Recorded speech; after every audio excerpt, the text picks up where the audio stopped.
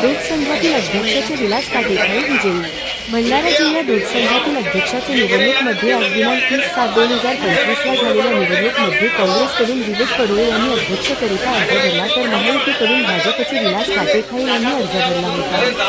काँग्रेस व महायुतीला कडे 6 संचालक निवडून आले होते। आज संचालकामधील अध्यक्ष निवड करायचे होते, परंतु काँग्रेसकडील एक संचालक पोटफोडेही अनुपस्थित राहिल्याने होते। त्यामुळे काँग्रेसचा एक संचालक अनुपस्थित राहिल्याने महायुतीमधील भाजपचे विलास पाटील हे 5-6 ने विजयी घोषित करण्यात आले। त्यामुळे पुन्हा एकदा काँग्रेसला हारचा सामना करावा लागला आहे। भंडारा एक्सप्रेस डिजिटल करिता अजय मेश्राम।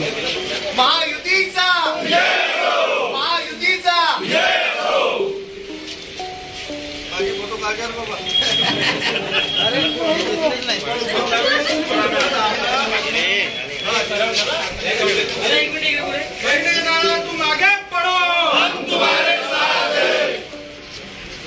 करते वंचना तुम आगे बढ़ो, हम तुम्हारे साथ हैं। धन्यवाद।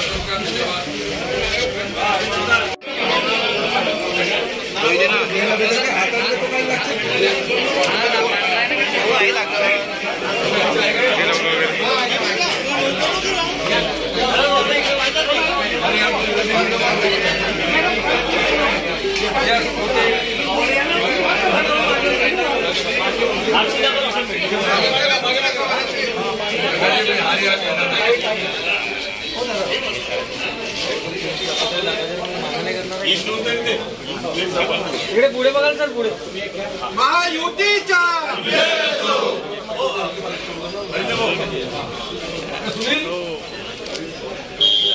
ठीक।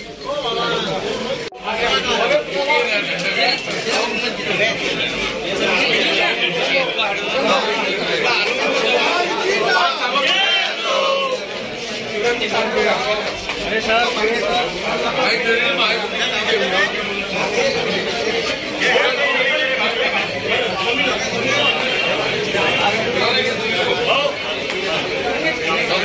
अरे आता ना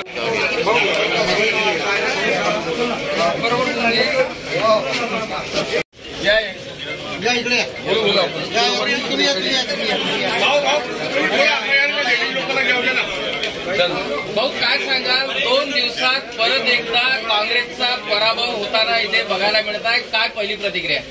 निश्चितच हा महायुतीचा तसा बघितला तर तिसरा विजय। गोंदिया बँक असणार, भंडारा बँक असणार, त्यानंतर आता दूध संघ आणि इथे महायुतीचा तिसरा विजय आज झालेला आहे। फार आनंदी आहे आणि आमचे सगळे कार्यकर्ते, महायुतीचे सर्व कार्यकर्ते असतील, सर्व म्हणजे दूध संघाचे सगळे संचालक असतील, दूध संघाचे सर्व सदस्य असतील, सगळ्यांचा हा विजय आहे।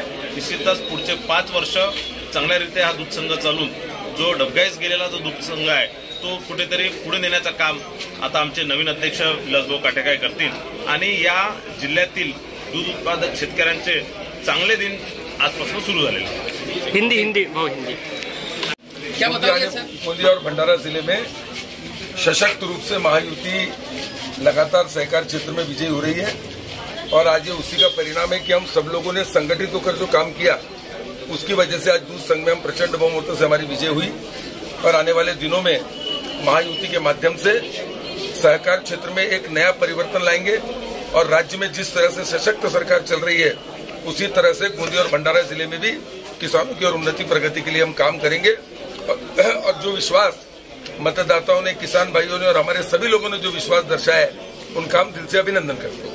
Thank you.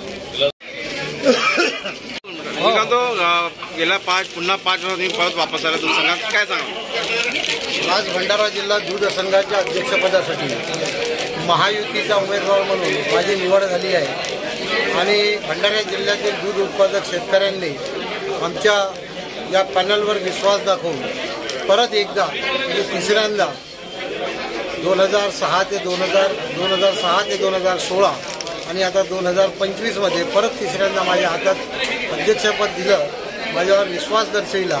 त्यासाठी महायुतीचे आमचे नेते आदरणीय प्रफुल्ल पटेल साहेब, भारतीय जनता पार्टीचे माजी राज्यमंत्री आणि आता आमदार डॉक्टर परिणयजी फुके, आमदार राजेंद्रजी जैन, माजी मंत्री नानाभाऊ पंचबुधे, बँकेचे भावी अध्यक्ष सुनीलजी फुंडे,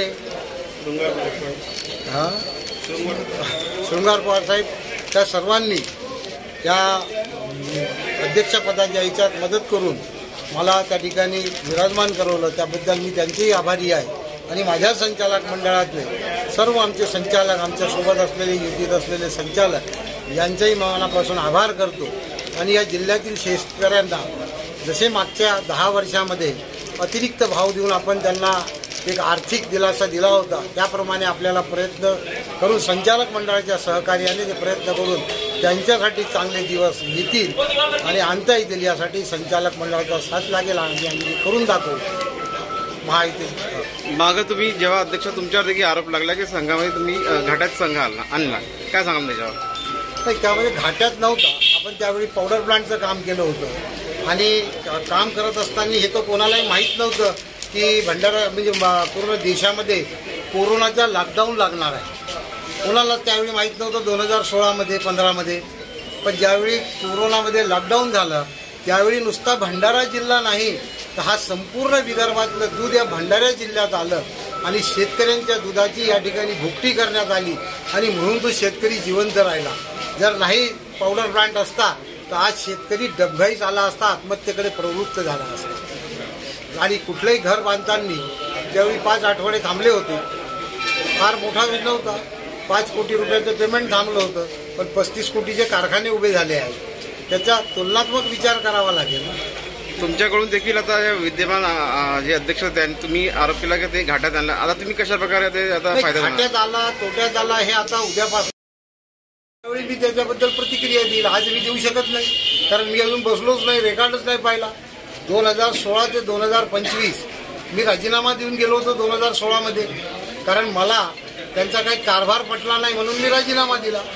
आता त्या 9 वर्षाच्या कार्यकालात यांनी काय करून ठेवलं आहे काय नाही आहे ती पोझिशन त्या ठिकाणी जाऊन बसल्यावर जेव्हा पाहिल तेव्हा त्याबाबत मी आपल्याला प्रतिक्रिया देऊ शकेन. थँक्यू.